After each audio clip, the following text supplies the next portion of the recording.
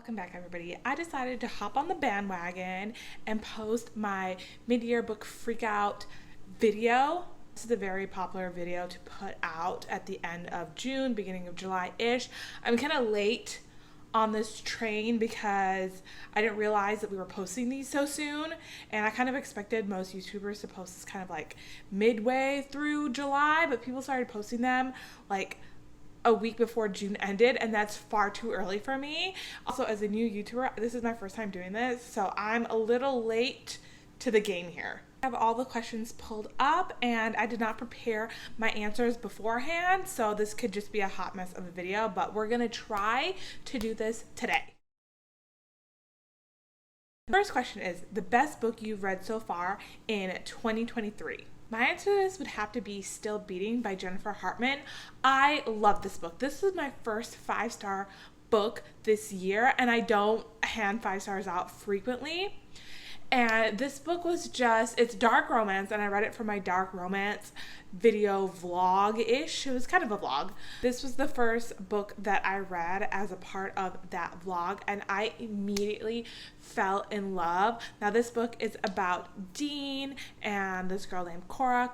Dean is engaged to Cora's sister Mandy, and they're all out at this bar. All three of them, Mandy, Cora, and Dean, are all out at this bar, and Dean and Mandy decide to head home early, and Cora kind of sticks around. And once she decides that, okay, it's time to go home, she realizes that her wallet has been stolen.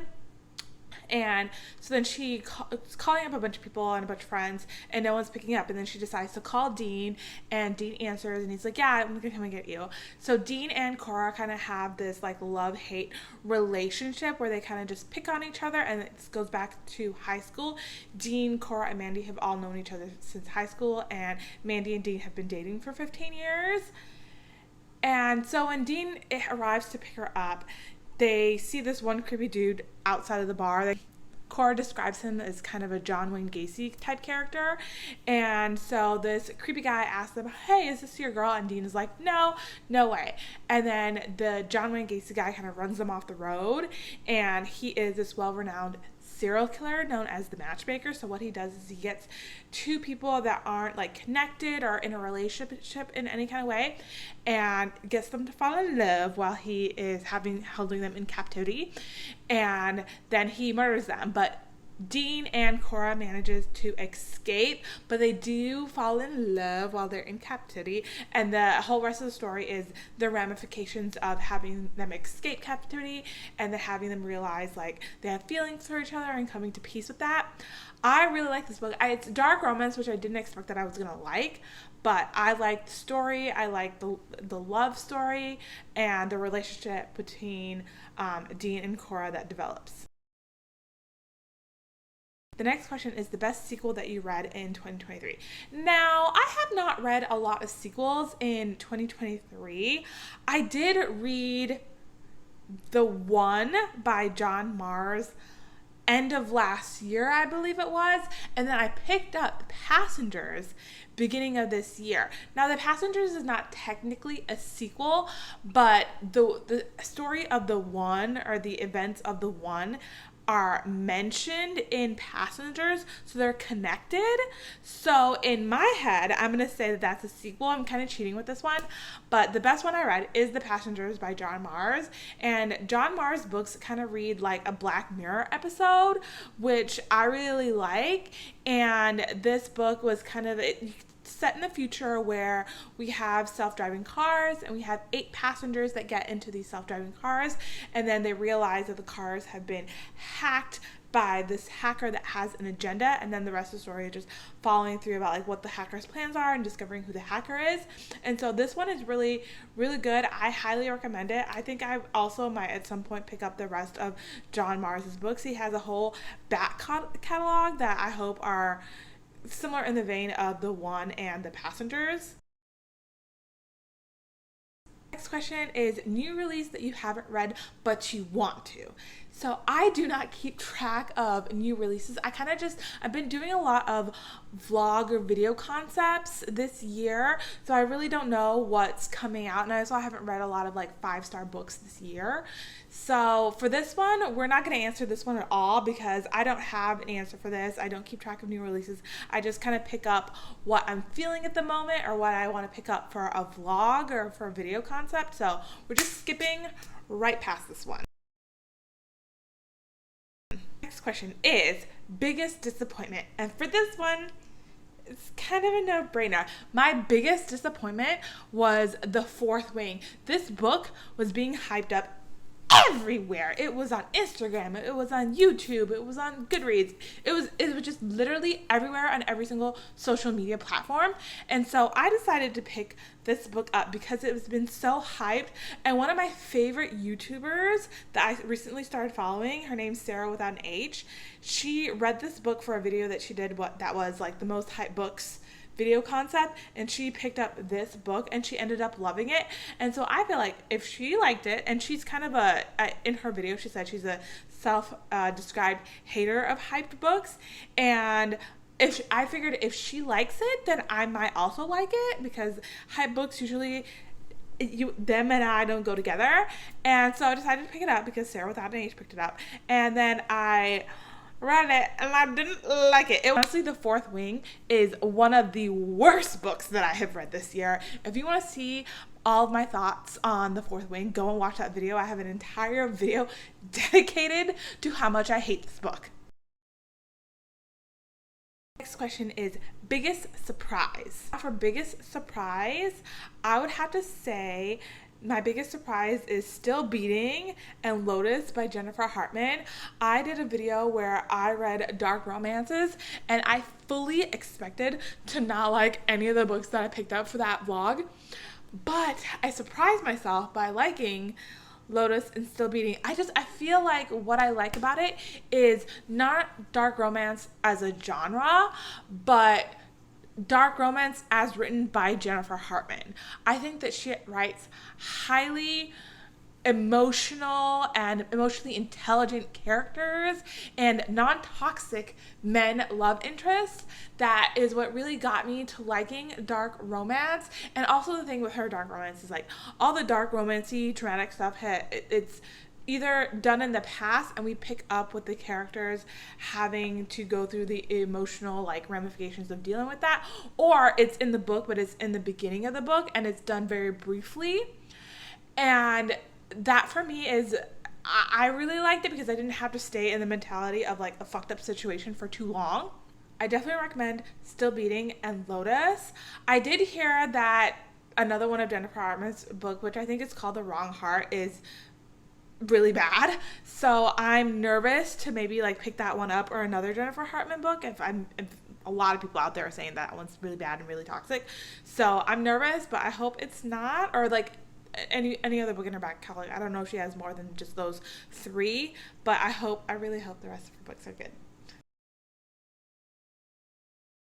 And that leads me into my next prompt, which is favorite new author. And we're just gonna have to go back. I know I'm beating a dead horse in at this point, but Jennifer Hartman is my favorite new author for this year, or favorite new author that I've discovered. I'm sure she's been around for quite a while. I don't know, but her books are just I don't think I need to say more on Jennifer Hartman, but go pick up her books. They're really good. The next prompt is most anticipated book release for the second half of the year. And this one has to be Bookshops and Bone Dust. I believe that is the right title. And this is by Travis Baldree, and it's a prequel to Legends and Lattes. And I really enjoyed Legends and Lattes. If you have just watched my recent video where I read Riley Marie's favorite books, I really liked Legends and Lattes. It was cozy fantasy. It was low stakes. The characters, I really felt for all of them. The narration for the audiobook is really, really well done. And so I'm excited for his prequel to this book. Now, I think it follows Viv before she decides to retire and open up her coffee shop. So this might have a different vibe than Legends and Lattes, but I'm willing to give it a try. So the next one is newest fictional crush. And I did not have to think hard to come up with an answer for this one, but it has to be Dean from Still Beating. Now, what I like about Dean is that he's a non-toxic man. He was there to support Cora as she went through her trauma. He didn't force the my love can fix everything and it can fix us all. He really allowed her to give her like space and like left her for a time being while she kind of just figured her shit out, and then they got together in the end. And the other thing is just like I feel like he was protector-ish over her, but not at a toxic level where it's like you're mine, you only belong to me, but he really just was there for her and could tell when she needed space and can tell when she needed like him to be near her. I think that he is God tier level man. Next one is newest favorite character. So I kind of had to think long and hard about this one, and I'm gonna have to go with Leah Mortimer from A Perfect Vintage. I read A Perfect Vintage back a few videos ago. That one, I got an advanced copy of it from Chelsea Fagan from the Financial Diet. And when I read A Perfect Vintage, it was kind of slow going at first, but once we got into it, I really liked the book. And I think what I really like about Leah is that she's a type A career woman. She knows what she wants. She's going to go and get it. And I really relate to her because I am also very much a career lady, and I have aspirations in my life of what things that I want to achieve in my job. And I could just really relate to her motivations. Next prompt is a book that made you happy, and I'm gonna have to go with Half a Soul by Olivia Atwater.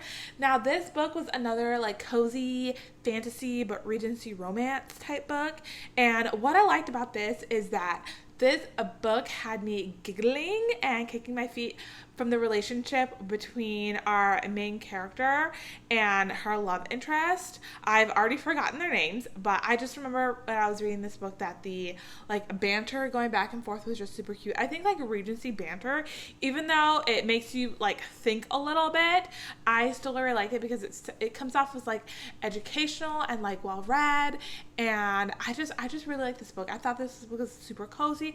It was pretty short. It was a quick read, and I like books that are short and kind of just like to the point and doesn't drag along. So yeah, Have Soul by Olivia Atwater.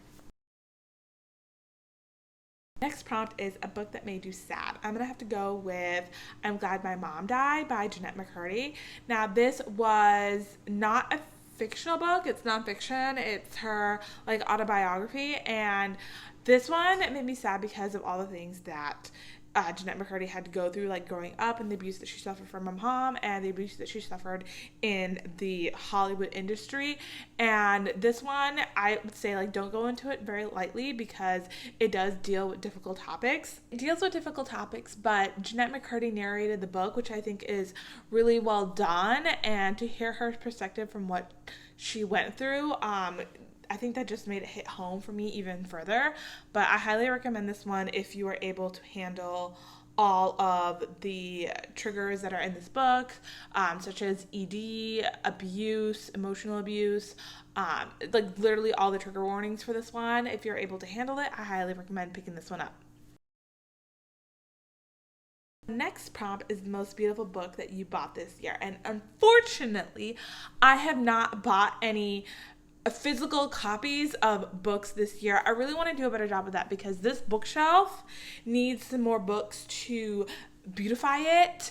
And so one of the books that I did read this year that I really like the cover is A Perfect Vintage. Now I know that Chelsea had that cover of that book personally done. She had commissioned an oil painting for the cover of that book, and I think that oil painting is really beautiful. And I have not yet bought this book, but I really do want to buy this book, and the cover itself is giving me like summer on the coast, summer in France vibes. Like it makes me want to sit out by the pool and read this book. It's really beautiful. I highly recommend picking up this book, if not to read it, but just for the cover itself.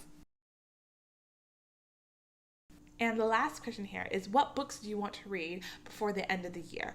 Now, I don't really plan out my like TBRs that far in advance. It's basically what I'm trying to feel, or if concept for a video comes to mind, then I'll pick something up. But I know for sure, just based on the books that I read this year, I read In My Dreams I Hold a Knife, and that book I realized kind of falls into the genre as like good for her. And so I've been hearing this series, it's called the Mindfuck series, talked about a lot on YouTube right now for me, because I've been watching a lot of like older YouTube videos. Maybe people aren't talking about it a lot, but what I've heard from the Mindfuck series is it's revenge story, good for her, she gets what she wants type of series. And so I'm really into that after reading In My Dreams I Hold a Knife. Also want to read The Last Housewife by Ashley Winstead, because I heard that one's kind of like cultish, and Riley Marie did mention it in her favorite books of 2022 video, and I thought about picking that one up, but I heard it's about cults and I just wasn't in the mood to read anything about cults. But I think I'm in the mood now, so that's one book that I also want to pick up. I also want to read the rest of the sequels to Half a Soul, and so that would be 10,000 Stitches and Long Shadow by Olivia Atwater.